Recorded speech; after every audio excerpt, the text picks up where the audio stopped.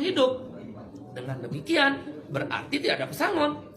Berarti RUU Cipta Kerja menghapus pesangon.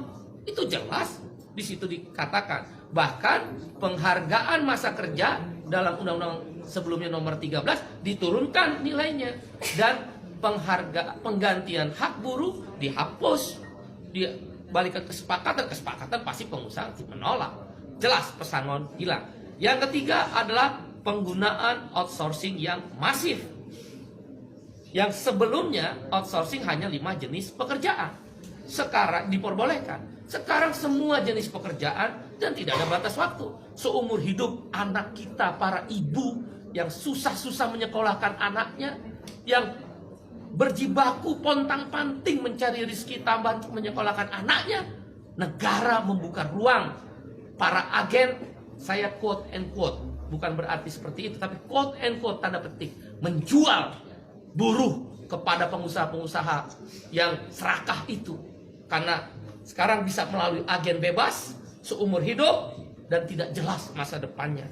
Yang keempat adalah alasannya karyawan kontrak sekarang bebas. Dulu karyawan kontrak harus ada persyaratan. Boleh menggunakan karyawan kontrak kalau paling lama 3 tahun pekerjaan itu. Jenis pekerjaan tertentu, untuk pre-pro, bukan mass product, bukan produksi massal dan sebagainya. Sekarang syarat itu dihapus, dibolehkan menggunakan karyawan kontrak semua jenis pekerjaan dengan batas waktu tidak tertentu. Wahai ibu-ibu dan bapak-bapak, anak-anak kita terancam dengan masa depannya yang dikontrak seumur hidup tanpa kejelasan nasibnya dan di outsourcing seumur hidup melalui para agen-agen pekerja yang menampung pekerja itu.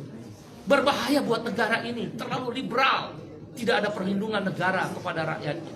Yang kelima adalah social security, jaminan sosial dihapus, khususnya jaminan kesehatan dan jaminan pensiun. Dengan berlakunya upah per jam atau istilah dalam undang RU tersebut persatuan waktu, maka tidak ada lagi kewajiban untuk membayar jaminan kesehatan dan jaminan pensiun. Bagaimana menghitung pensiunnya dengan upah per jam?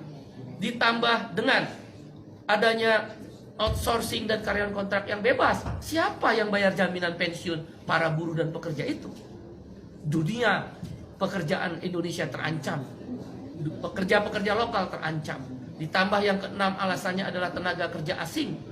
Dulu harus mendapatkan izin menteri, sekarang hanya sekedar pengesahan tanpa perlu izin menteri. Siapa yang kontrol bahwa buruh kasar tenaga kerja asing bisa masuk?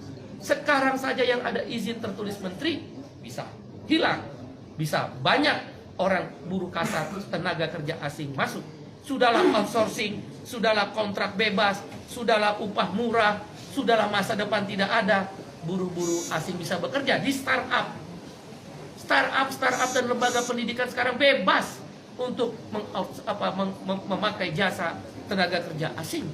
Itu berbahaya, mengancam pekerja lokal. Yang ketujuh adalah yang kita sebut dengan waktu kerja.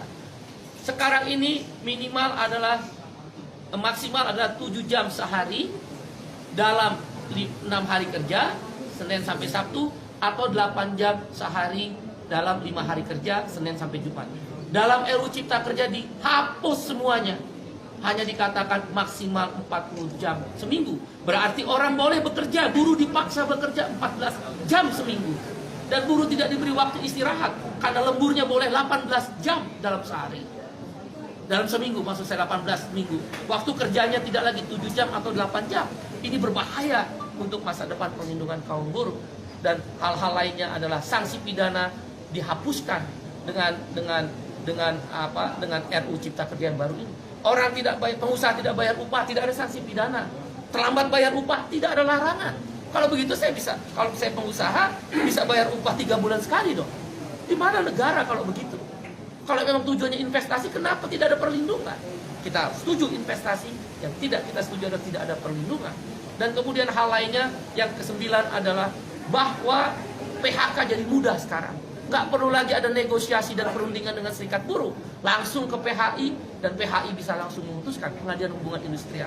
Oleh karena itu kami berpendapat 9 alasan KSPI menolak RUU Cipta Kerja yang sudah resmi diserahkan DPR akan dilakukan perlawanan. Bagaimana kalau kemudian DPR tetap mengesahkan RUU tersebut? Ada 3 langkah yang kami lakukan. 1, aksi besar-besaran selama pembahasan di DPR, maupun kalaulah dipaksa untuk disahkan yang merugikan buruh tadi. Aksi nasional, aksi daerah, bahkan tidak menutup kemungkinan aksi yang melibatkan komponen yang lebih luas. Kawan-kawan mahasiswa, mereka terancam. Begitu masuk pasar kerja, tidak punya masa depan. Para ibu-ibu, bapak-bapak terancam karena mengeluarkan biaya tinggi untuk menyekolahkan anaknya. Tidak punya kepastian masa depan untuk anak-anaknya. Para pemuda-pemuda dan pemudi terancam, nggak mungkin mau menikah karena outsourcing dan karyawan kontrak. Indonesia terancam, darurat terhadap kesejahteraan Indonesia. Dan karena itu aksi besar-besaran melibatkan semua masyarakat yang lebih luas dan masif akan dilakukan. Di DPR, di pemerintah, di daerah, bahkan boleh jadi secara nasional akan dilibatkan aksi yang lebih besar-besaran. Menghentikan produksi kalau memang kita juga bingung. Ya kan, supaya jalan ini tidak macet, maka kita berangkat ke DPR RI yang tempatnya luas. Tetapi kalau nggak boleh, harus gimana? Apa perlu pulang? Kalau pulang, yang nyuruh pulang kira-kira bisa nggak agar undang-undang Omnibus Law disahkan? Ketika ada orang yang berani, udah kamu nggak usah ke depo, kamu bikin macet aja, ya kamu hanya bikin macet, mengganggu ketertiban umum, mengganggu lalu lintas, naik ke atas. Saya akan instruksikan agar semua kembali ke rumah masing-masing agar tidak menjadi macet.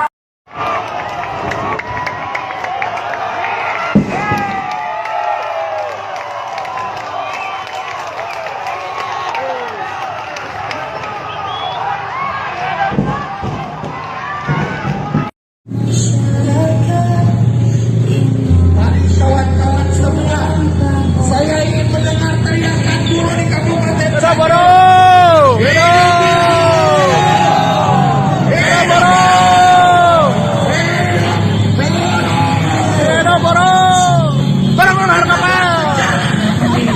Turunkan harga PL.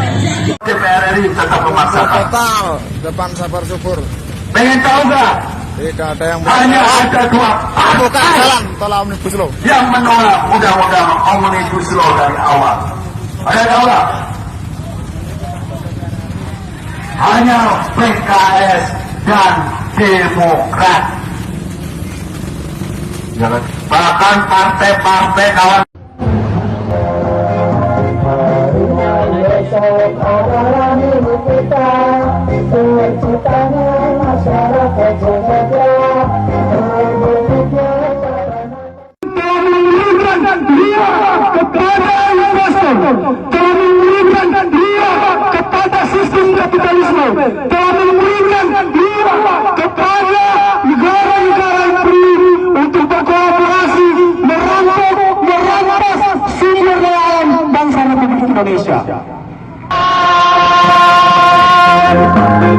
Marilah kawan, mari kita kabarkan usaha kita menggenggam bangsa.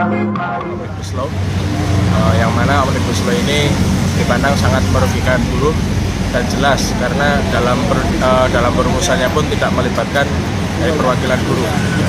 Untuk itu dengan adanya Omnibus Law ini kami dari buruh sangat keberatan karena menghilangkan beberapa aspek-aspek tentang buruh seperti menghilangkan pesangon terkait jam kerja, fleksibilitas jam kerja dan upah per jam dan banyak lagi yang jelas sangat merugikan buruh. Maka untuk itu kami datang ke sini untuk menolak Omnibus Law tersebut. Terima kasih.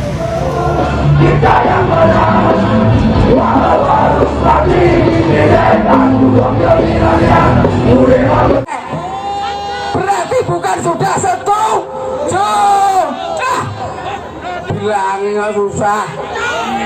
Yang rapat dibully. Katanya disogok. Emang pelah apa disogok ya lah.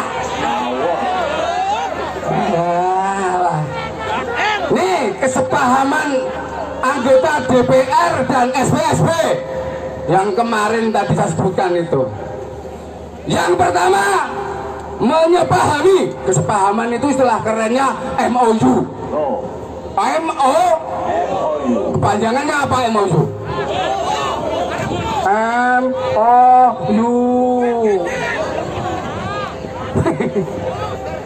Kesepahaman yang pertama, memahami yang sudah diputus oleh Mahkamah Konstitusi itu tidak dikotak-katik.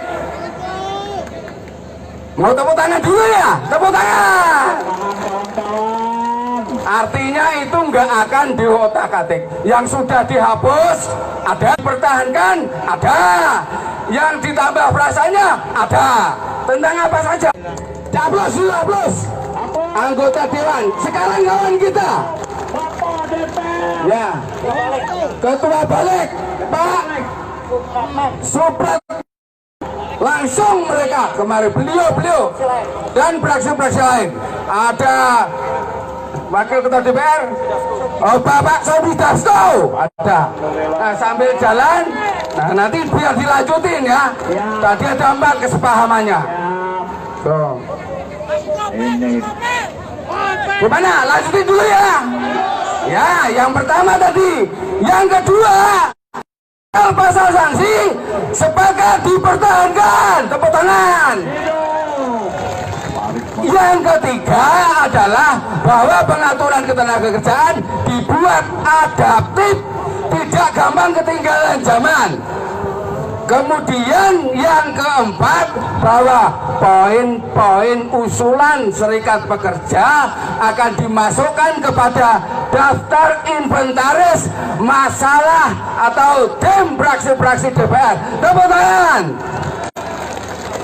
Begitu ya. Nah, ini karena sudah beliau sudah ada, nanti yang akan menyampaikan selanjutnya beliau langsung. Jadi mulai sekarang jangan bully anggota dewan dulu, nggak nesu. Walaupun Belgades, ya pura-pura aja lah, temen sekarang. Oke, itu bro. Wah, silakan. Tolong, makanya sebagian turun dari mobil komando, tolong naik lagi.